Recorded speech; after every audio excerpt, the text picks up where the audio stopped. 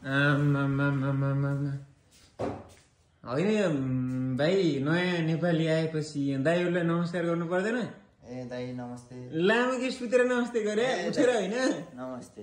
ओहो, अनि भाइ नेपालदेखि के ल्याएन हाम्रो लागि? ल्यासिन दाइ चाउचाउहरू ल झिकेर खान न दाइ, चाउचाउ ल्यास तपाईँको लागि हो। अनि कोरिया चाहिँ कस्तो लागिरहेको भाइ? ए दाइ यार अब बल्ल आज आएको, राम्रोसँग बुझ्दैछु दाइ। अब 1-2 दिनपछि भन्छु ल यसको चाहिँ। तर भाइ तिमी अब नयाँ आयो होइन, हामी चाहिँ अब पुरानो छ, हामी 3 जना छ, तिमी त नयाँ हो। तिमी चाहिँ यो घरको सफा गर्ने, झाडु पोछा आदि इत्यादि, खाना बनाउने सब तिमीले गर्नुपर्छ ब्रो। अब हामी गर्दैन, दाइहरूले गर्दैन ब्रो। हुन्छ हुन्छ म गर्छु। गर्न सक्छ नि? गर्छु। अनि सुतेर जवाफ दिने हो, उठेर भन्न सकिन्न? हुन्छ गर्छु। ओके। अनि तर अरू कुरामा चाहिँ चिन्ता नगर, किनकि अब कम्पनीको सिनियर सभ्य हामी हो, तिमीलाई कसैले हेप्दैन। दाइहरू छ, तर भाइ अब दाइहरूलाई चाहिँ दाइहरू थाकिसक्यो के।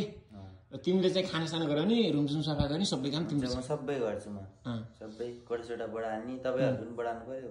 रुमसुम मिलाएर राखिदिन्छु म सबै, 3टा होइन। तर होइन, तिमीले नि काम त गर्नु पर्यो नि त, रुमसुम मिलाउने त त्यस्तै हो ब्रो। तर बाहिरी सफा के हलहरू, अनि किचनमा चाहिँ खानासाना तिमीले गराउनु पर्छ ब्रो। अब हुन्छ। अनि कोरियामा चाहिँ जेस चिन्ता नगर, हामी छौँ, नयाँ आएको छ, बिस्तारै सबै भइहाल्छ। हुन्छ दाइ, हुन्छ हुन्छ दाइ। अनि साउले भनेको पर्सिदेखि काममा जानुपर्छ अरे है? हुन्छ। पर्सिदेखि काम गर्ने मजासँग।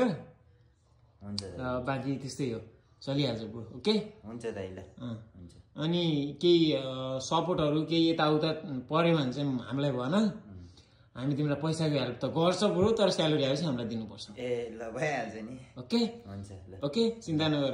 अनि तिम्रो कोरियामा कोही आफन्त छ? आफन्त छ दाइ।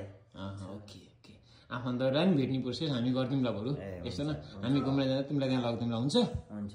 ल ल बरु सुत। ओके ल ल।